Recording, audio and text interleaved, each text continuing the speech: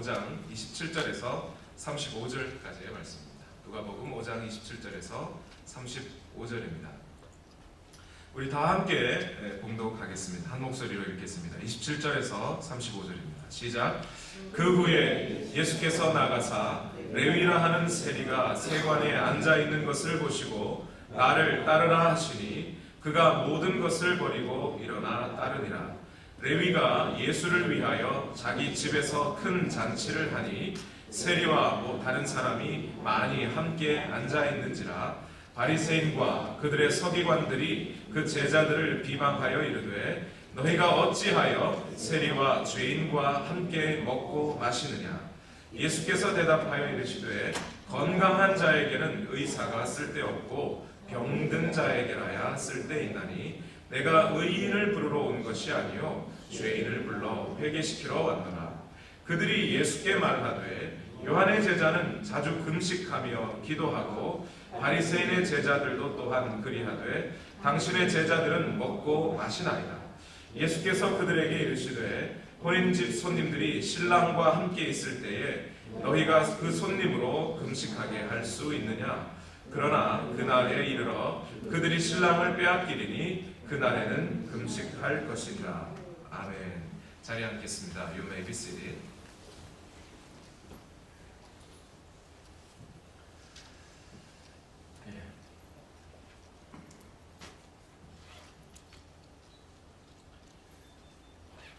여러분, 어느 날 여러분이 가게에서, 여러분 비즈니스 하시는 장소에서 여러분이 열심히 여러분의 생활을 하고 있는데 어느 날 갑자기 밖에서 손님이 들어왔어요. 근데 그 손님이 자세히 들여다봤더니 20년 된, 아니면 30년 전에 만났던 친구가 들어오는 겁니다. 여러분 그때 그 친구에게 뭐라고 하시겠습니까? 한국 사람들은 주로 이러죠. 야, 너무 오랜만이다. 그동안 뭐하고 지냈어? 어떻게 지냈어? 그러고 맨 끝에 꼭 한마디 덧붙이죠. 뭐라고 덧붙이죠? 야, 우리 언제 한번 만나서 밥 한번 먹자. 밥을 먹는지 안 먹는지는 모르겠습니다만 꼭 밥 한번 먹어야 친구를 제대로 만난 것 같아요. 한국 분들은 그런데 미국 분들은 어떤지 잘 모르겠습니다. Hi, nice to meet you again. It's good to see you again. 그 다음에 뭐라 그러죠? 보통 뭐라고 하시는지 잘 모르겠어요. 보통 여자분들은 이럴 것 같아요. 막 칭찬해 줄 것 같아요. I missed you a lot. You look good. What happened to your face? 너무 이뻐졌다. 이러지 않을까요? 그 칭찬 한 번은 꼭 해줘야 친구를 만나는 것 같아요. 여러분, 만약 여러분의 삶에서 여러분의 인생을 살아가시다가 설거지 하다가 가게에서 비즈니스를 하시다가 아이를 기르시다가 공부를 하다가 도서관에서 어느 순간 문득 예수님이 여러분을 찾아오신다. 어느 순간 문득 갑자기 하나님께서 내 삶에 확 들어오신다는 것을 느끼는 순간, 그때 여러분은 어떻게 하시겠습니까? 예수님이 오랜만이에요. 이러면 큰일 납니다. 오랜만이면 안 돼요. 예수님이 오랜만이면 큰일 납니다. 예수님 오랜만이에요. 만나서 반갑습니다. 우리 밥 한 번 먹을까요? 이러면 안 돼요.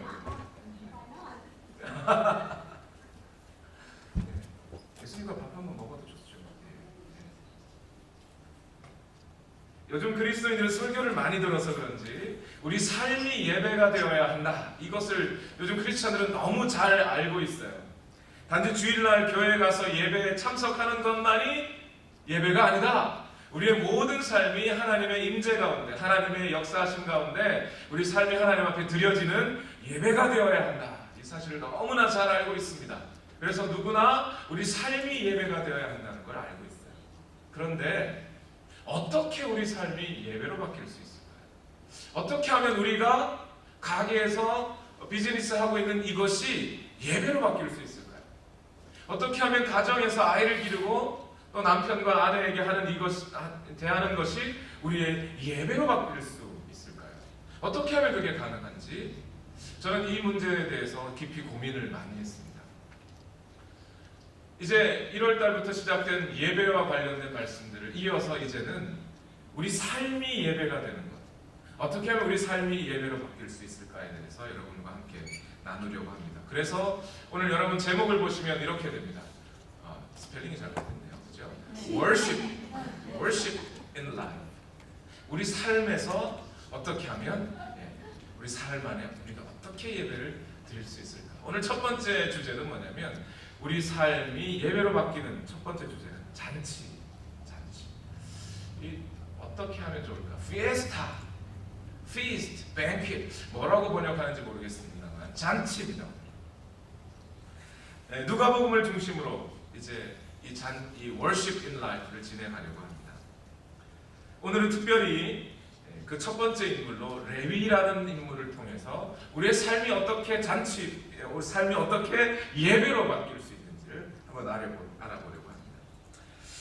예수님이 공생애를 시작하신 지 얼마 되지 않은 때였습니다. 예수님은 갈릴리에서 사람들에게 말씀도 가르치시고 중풍병자의 병을 치료해 주셨습니다.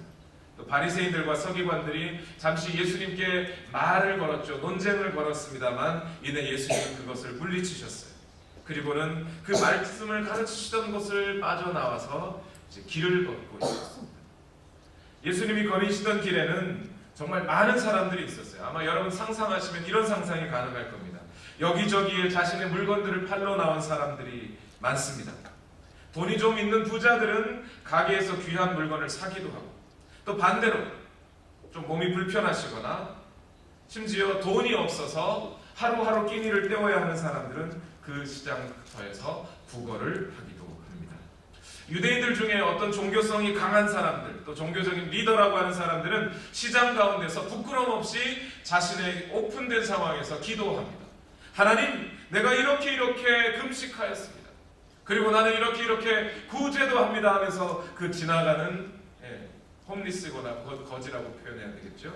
그렇게 구걸하는 사람들에게 돈을 던져줍니다. 근데 돈을 던져주는데 그냥 주는 게 아니고 그 당시 유대인 풍습에는 이렇게 했어요. 내가 이 사람을 구제한다고 하면서 동전을 땅바닥에 이렇게 던져줍니다. 소리가 땡그랑하게 나요.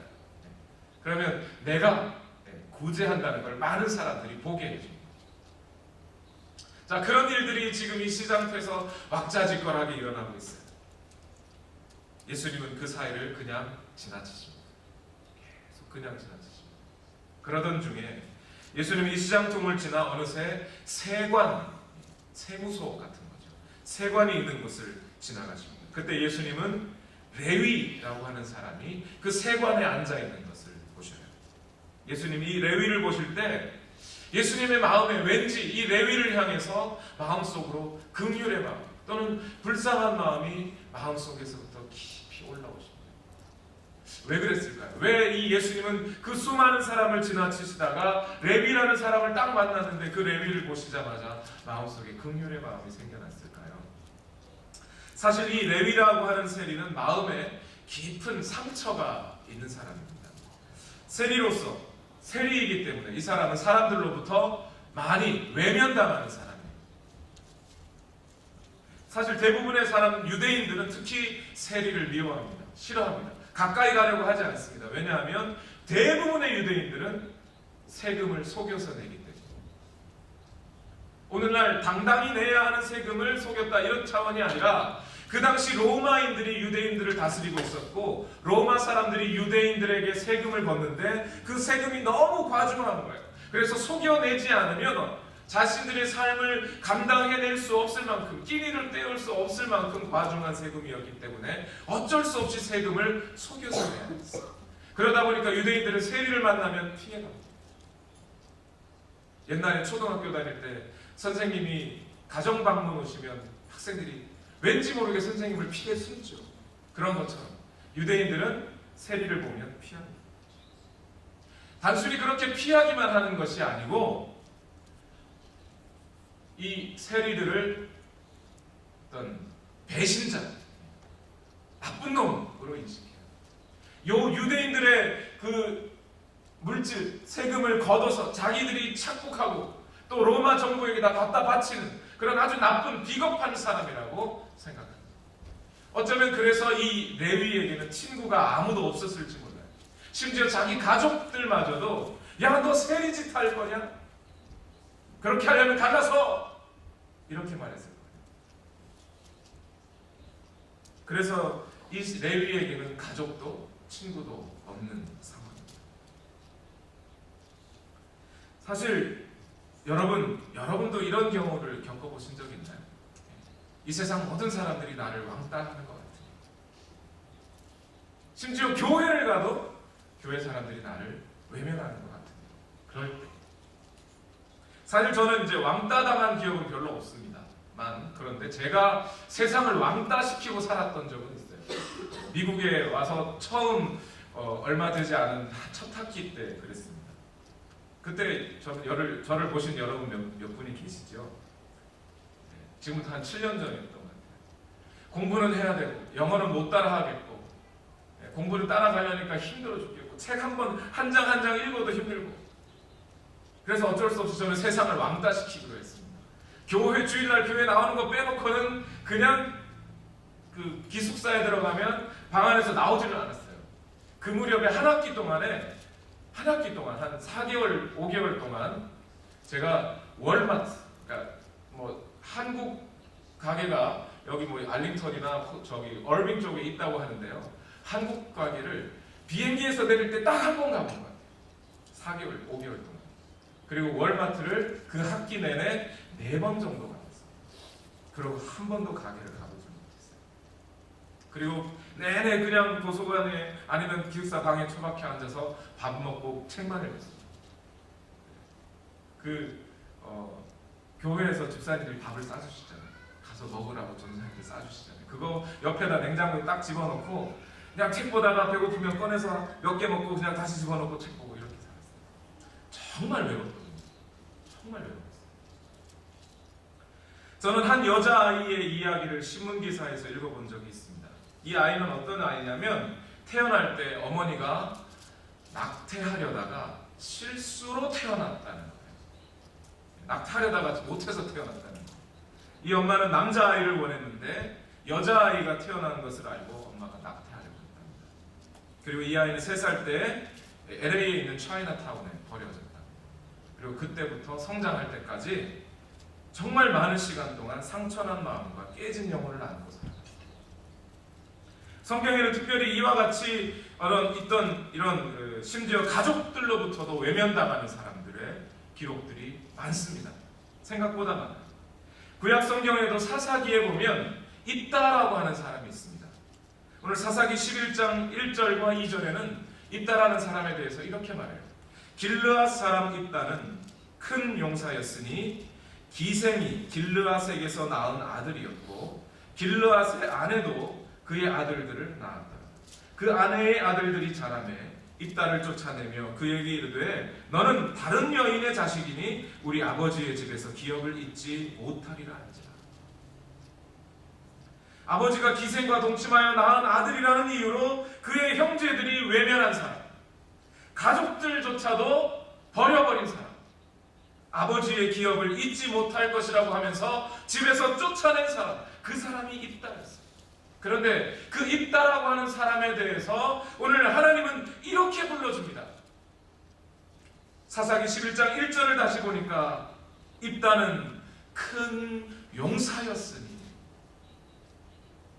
오늘 본문에서도 세리 레위는 입다와 같은 마음, 버림받은 마음을 가지고 세관에 앉아 있었어요. 그리고 그 버림받은 아이와 같은 마음으로 세관에 앉아 있는 그를 보시고 예수님은 그를 불러줍니다. 레위야, 불러줍니다. 사람들로부터 외면당하고 살아가신다면, 만일 여러분이 오늘 마음의 상처를 안고 살아가신다면, 만일 여러분 안에 사람들로부터 버림받은 것 같은 그런 기분이 드시는 경우가 있다면 아마 오늘 이 시간 예수님은 그냥 지나치지 않으실 겁니다. 예수님이 여러분의 이름을 불러주실 거예요. 근데 또 한편 사실 우리는 이렇다고 해서 레위를 너무 과도하게 동정심 어린 눈으로 쳐다볼 필요는 없습니다. 사실 레위는 물질적으로는 가난한 사람은 아니었어요. 아주 오히려 큰 부자였습니다. 세리라고 하는 이 직업은 돈을 많이 벌 수 있는 그런 직업이었기 때문입니다. 어떤 면에서 레위는 자기가 돈을 많이 벌기 위해서 이 세리라고 하는 직업을 가졌어요. 가족들이 반대해도 야, 너 세리하면 안 돼. 그렇게 하면 유대민족을 반역하는 일이야 라고 하는 그런 가족들의 반대에도 불구하고 아니 나는 돈 벌고 살아야 되겠어. 그래서 세리를 합니다. 아마 이 레위가 티네이저 시절에는 오늘날 아빠 아이패드 사줘, 크럼플러 백 좀 사줘 라고 말하는 그런 어린아이들처럼 그렇게 돈을 갖고 싶은 욕망이 강했던 그런 티네이저 시절을 보냈는지 모르겠습니다. 부모님이 그것을 사줄 만한 돈이 없고 그래서 어느 날 에이 내가 돈 벌고 살아야 되겠어, 내가 부자 되어야겠어, 그렇게 다짐하면서 세리라는 직업을 택했는지 모르겠습니다. 세리라는 직업은 조선시대 양반처럼 대불림되는 그런 직업이 아니었기 때문입니다. 레위는 큰 돈을 벌고 싶었고 그래서 돈을 많이 모으기는 했습니다. 그런데 그 돈은 자신의 인생을 만족시켜주지는 못합니다. 부자가 되었지만 마음속에 여전히 텅 빈 공간이 있는 거예요. 오늘날에도 많은 젊은이들이 인생에서 큰 돈을 벌고자 합니다. 그런데 살아보면 알아요. 그 큰 돈이 쉽게 벌어지지도 않고 또 벌어진다 하더라도 자신의 인생에 만족이 오지는 않습니다. 아니 목사님은 어떻게 레위의 마음에 그런 공허함이 자리 잡고 있다는 걸 어떻게 알아요? 레위를 만나본 적도 없으면서 유추해서 말하는 거 아닌가요? 로마서 3장 23절에는 이렇게 말합니다. 모든 사람이 죄를 범하였음에 하나님의 영광에 이르지 못하더니. 그리고 시편 90편 10절에도 이렇게 말합니다. 우리의 연수가 70이요 강건하면 80이라도 그 연수의 자랑은 수고와 슬픔뿐이요 신속히 가니 우리가 날아갑니다. 예수님 없는 삶, 하나님을 만나지 못한 삶은 그 아무리 돈을 많이 벌고 이 세상에 명예를 갖고 있는다고 할지라도 권력을 갖고 있는다 할지라도 그 속에 예수님이 없으면 분명히 공허함이 자리 잡게 되어 있습니다. 그래서 예수님은 오늘 이 레위를 부를 때 그냥 부르지 않고 환자라고 말합니다. 이 레위가 환자라고 말합니다. 육체적인 질병으로 인한 환자가 아니라 죄로 인해 하나님과 분리되어 있어서 영생을 얻지 못하고 살아가는 환자인 겁니다. 저도 병원에 입원해 본 적이 있어요. 처음엔 턱이 아파서 턱을 다쳐서 군병원에 입원을 했었습니다. 그런데 여러분 병원에 들어가서 환자복을 입고 다른 병을 갖고 있는 사람들과 함께 눕고 생활을 하다 보면 어느 순간 나도 더 아파져요. 처음에는 턱이 아파서 들어갔는데 나중에 다리도 이상하게 아프고 팔도 아픈 거 같고 눈도 아픈 거 같고 막 그래요. 마음까지 약해집니다. 육체의 질병도 그럽니다. 그런데 영혼의 질병은 그거보다 더 비참해요. 영혼이 하나님을 만나지 못해서 우리 삶이 예수 그리스도를 만나지 못해서 구세주를 만나지 못해서 갖고 있는 약함, 연약함은 육체의 질병으로 찾아오는 연약함보다 더 큰 연약함. 그래서 예수님은 이 레위라고 하는 사람이야말로 오늘 내가 반드시 고쳐주어야 할 사람이다. 내가 치료해 주어야 할 사람이다 라고 생각하고 그 레위를 찾아가십니다. 누가복음 5장 30절에서 32절 말씀, 오늘 본문 말씀을 다 같이 한번 읽어보시겠습니다. 시작. 바리새인과 그들의 서기관들이 그 제자들을 비방하여 이르되 너희가 어찌하여 세리와 죄인과 함께 먹고 마시느냐. 예수께서 대답하여 이르시되 건강한 자에게는 의사가 쓸데없고 병든 자에게라야 쓸데있나니 내가 의인을 부르러 온 것이 아니요 죄인을 불러 회개시키러 왔다. 영적인 공허함 속에 하나님을 만나지 못하고 여전히 죄 가운데 빠져서 죄의 책으로 인한 두려움과 절망 속에 있는 이 레위에게 예수님이 찾아와 주십니다. 그 안에 영적인 절망과 공허함이 있다는 사실을 알고 예수님이 멈추어 서셔서 그냥 지나치지 않고 열심히 세관에 앉아 자기의 일을 하고 있는 그 세리를 찾아가십니다. 레위는 평상시처럼 세관에 앉아서 자신의 일을 하고 있었습니다. 이때 예수님이 레위에게 다가오십니다. 레위가 예수님을 보았을 때 예수님을 보고 깜짝 놀랐습니다. 사람들은 레위를 죄인이라고 생각했기에 한 명도 그 죄인인 세리와 함께 하려고 하지 않았어요. 시편 1편에 뭐라고 말씀하죠? 의인은 죄인의 길에 서지 않는다. 오만한 자의 자리에 앉지 않는다고 말했어요. 그러니까 사람들, 유대인들은 이 세리와 함께 앉으려고조차 하지 않았다는 거예요. 네, 예수님은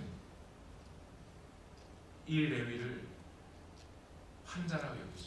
내가 고쳐줘야겠다고 생각하시고 찾아가죠.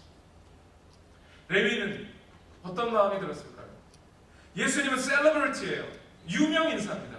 많은 사람들이 예수님을 쫓아다녀요. 어떤 사람은 예수님을 하나님의 아들이라고 그래요. 어떤 사람들은 예수님을 엘리야와 같은 선지자라고 그래요. 예수님과 함께 있는 사람들이 병이 낫기 시작한다는 이야기를 많이 들었습니다. 그 예수님이 오늘 나에게 내 이름을 불러주시는 거예요. 나는 한 번도 예수님을 만나본 적이 없는데, 나는 한 번도 예수님께 내 이름을 알려준 적이 없는데 예수님이 내 이름을 불러주셔요.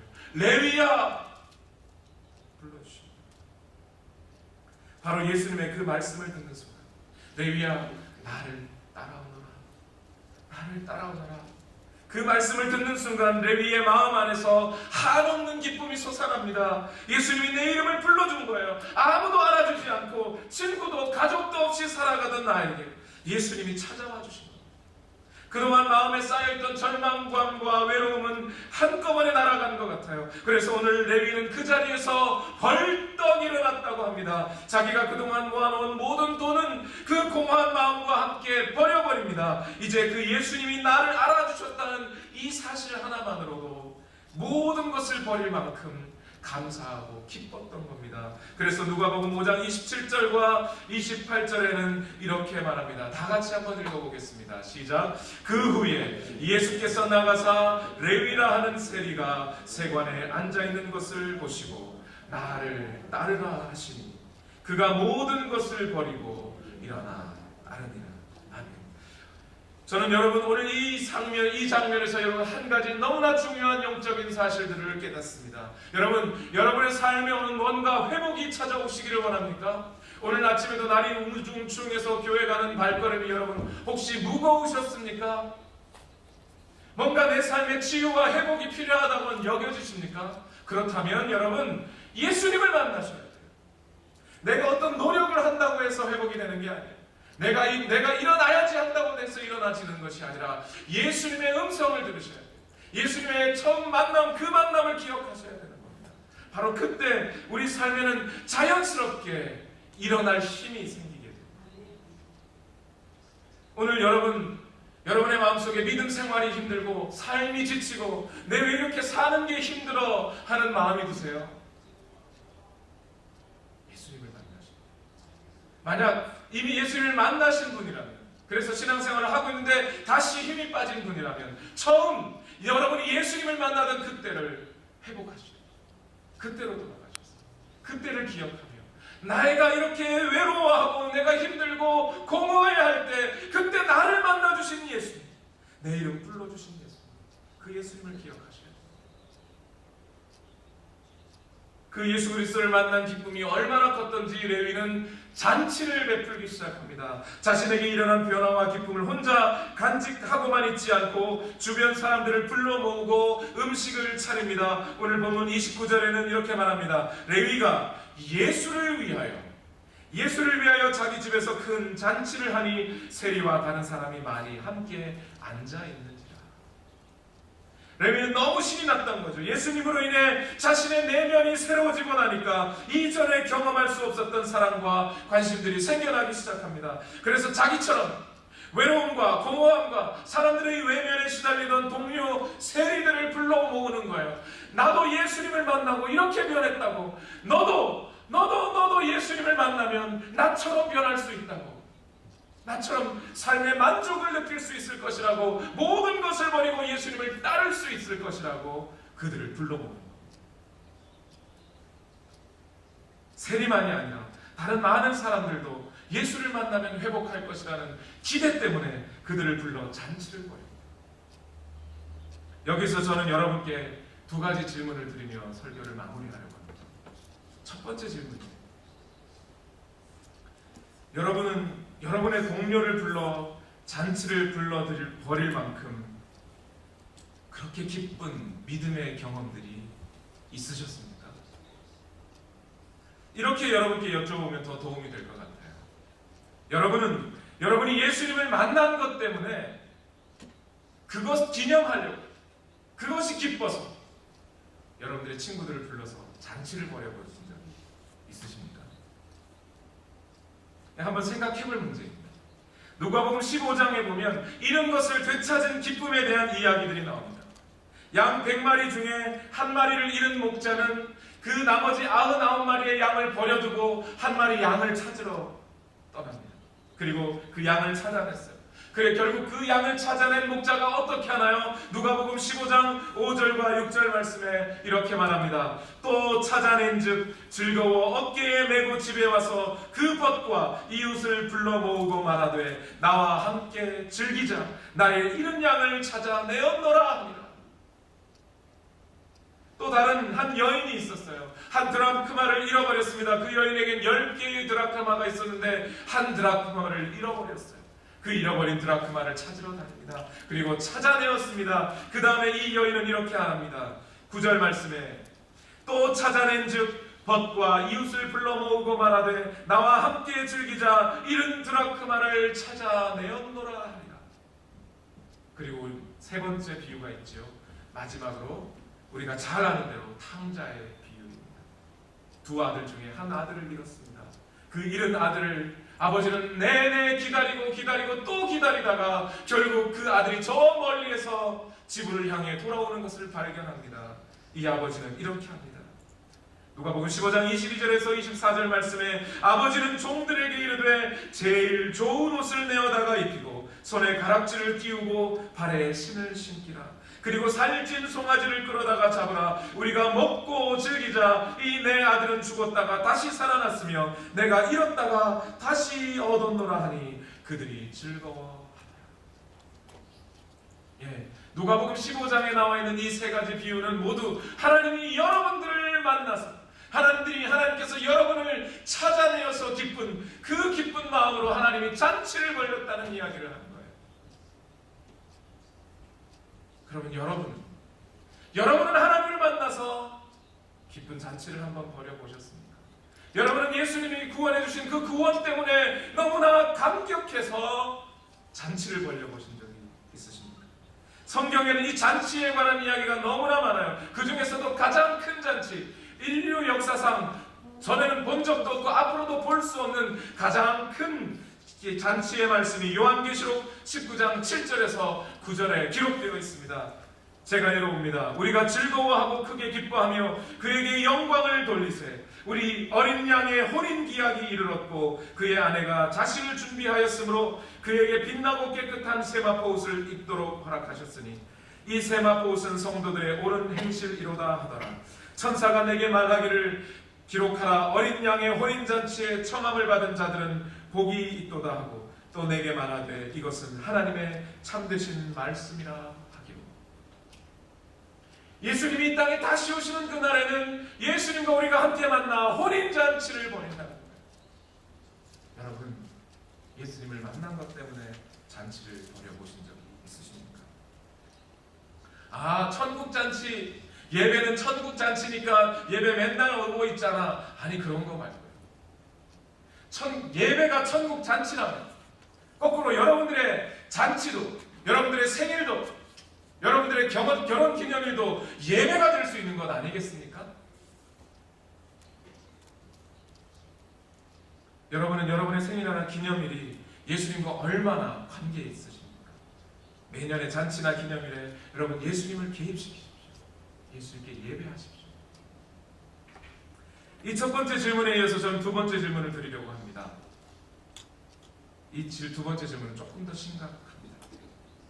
만일 우리 안에 나 말고 다른 사람들도 예수님을 만나기를 원하는 그런 열정이 내게 없다면, 오늘 레위처럼 친구들을 불러 모아서 너도 예수님을 만나보라고 할 수 있는 그런 열정이 내게 없다면 우리는 과연 구원받은 것일까요?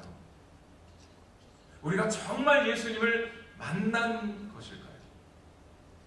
한번 생각해 봐야 돼요. 만약 여러분의 자녀가 학교에서 1등을 했습니다. 그럼 여러분 마음속에 어때요? 이제 슬슬 자랑하고 싶어요. 만나는 사람마다 아유 우리 애가 말이야 이번에 잘은 못하고 한 1등 정도만 했어. 뭐 이렇게 자랑하고 말하기 안 해도 막 이렇게 입에서 올라와요. 그죠? 거꾸로 한번 생각해요. 내 마음속에 내 자녀가 1등 했다는 말이 안 나와요. 자랑하고 싶지 않아집니다. 그런 마음 자체가 없어요. 그렇다면 아마 그 아이는 1등 하지 않은 거겠죠. 그죠? 오늘 여러분들이 예수 그리스도를 다른 사람에게 소개시켜주고 싶은, 그래서 그 사람도 만나서 예수를 만난 기쁨을 함께 나누고 싶은 마음이 여러분에게 없다면 예수님을 만난 진정한 기쁨, 그것이 여러분에게 없는지 모릅니다. 교회는 다니고 있는데 예배는 드리고 있는데 진짜 마음 깊이 예수님을 만나지 않았을 수도 있다. 오늘 본문에 보면 바리새인과 서기관이라는 사람들이 나옵니다. 이들도 예수님과 대화를 나눕니다. 다시 말해서 이들도 예수님을 만났어요. 대화를 나눴습니다. 그런데 레위가 만난 것처럼 그 마음속에 진심으로 죄 사함이 얻어지고 참된 기쁨이 올라오는 그런 만남을 이 바리새인들은 만난 게 아니라는 얘기예요. 오히려 이 바리새인들은 왜 예수님이 저 나쁜 죄인들과 함께 밥을 먹느냐고, 왜 죄인들과 함께 집에서 그렇게 예배드리고 함께 대화를 나누냐고 화를 냅니다. 예수님 당신 그래도 되는 겁니까? 세리와 같이 밥 먹는 걸 보니 당신도 그렇게 유대민족을 배반할 배신자입니까? 라고 묻는 거예요. 거기에 대해 예수님은 이렇게 대답합니다.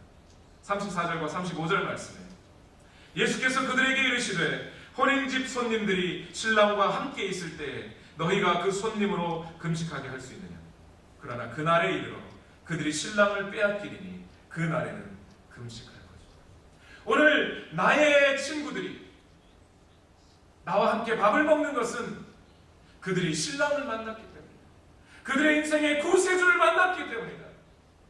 너희는, 바리새인들아, 너희는 예수님을 만났냐? 너희는 구세주를 만났느냐? 오늘 모든 죄인들이 함께 예수님을 위한 잔치에 앉기를 반기지 않는 이들이 바로 바리새인들이요 서기관이에요. 나는 거룩하고 그래서 저 저급한 사람들하고는 함께 예배드릴 수 없고, 저 사람들이 예수님을 만난다는 것이 참 부끄럽다고 여겨지는 사람들, 그 사람들은 바리새인입니다. 정말 예수님을 만난 사람들이라면 너도 할 것 없이 누구나 예수님을 좀 만나보라. 내가 이렇게 변했으니 너도 변할 것이라고 말해줄 수 있어야 합니다. 말씀을 정리합니다. 예수님은 오늘 모든 사람이 외면하던 죄인 세리 레위의 집에 들어가셨습니다. 레위를 그만큼 사랑하셨기 때문입니다. 그를 용서해 주시기 위함입니다. 이제 그 죄인 레위를 위해서 예수님은 십자가에 달려 죽으실 것입니다. 그래서 예수님은 그의 죄를 용서하고 제자로 받아들이려고 하십니다. 예수님은 오늘 지금 이 시간 이 집, the house of worship, the house of Lord, 이 집에 우리와 지금 함께 계십니다. 예수님은 그냥 여러분을 지나치시지 않으실 겁니다. 예수님은 여러분을 알아보시고 여러분의 고통을 아시고 여러분의 상처난 마음을 아시고 여러분의 이름을 불러주실 것입니다. 그리고 예수님은 이제 의사가 되셔서 여러분의 아픔과 질병 그리고 구세주가 되셔서 여러분의 죄의 문제를 해결하십니다. 그리고 이렇게 말합니다. 나를 따라오너라. 수고하고 무거운 짐진 자들아 다 내게로 오라. 내가 너희를 쉬게 하겠다. 병든 자도 내게로 오라. 내가 너희를 고쳐주겠다. 죄인들아 내게로 와라. 내가 너희의 죄를 용서해 주겠다고 합니다. 여러분의 일상 중에 예수님께서 여러분을 만나주실 때 함께 여러분의 동료들과 잔치하면서 여러분을 만나주신 예수님을 전하십시오. 이것이 바로 여러분의 삶에서 드리는 예배가 될 것입니다. 우리 함께 기도하시죠. 우리 시간 다 같이 두 눈을 감고 기도합시다.